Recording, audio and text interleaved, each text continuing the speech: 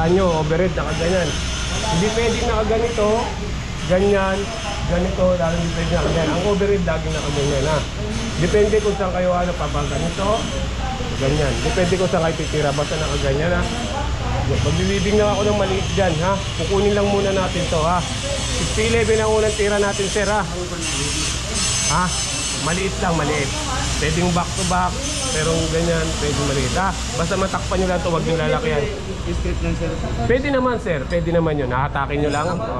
Basta wag lang bubukol ha.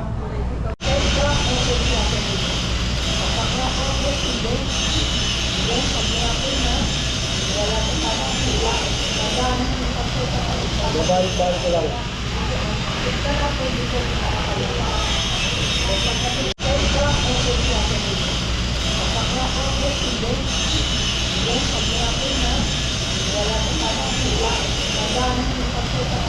Balik-balik ko lang.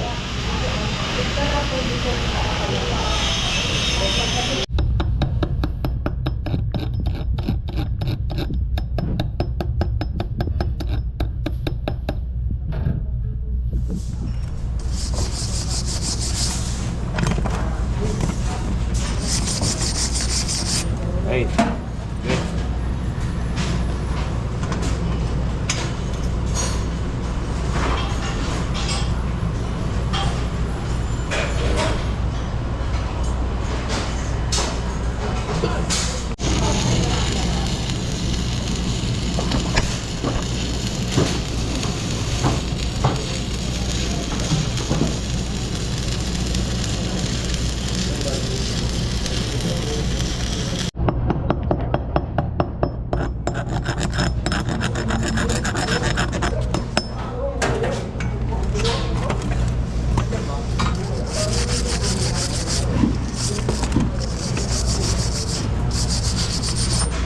Ayan na siya sir.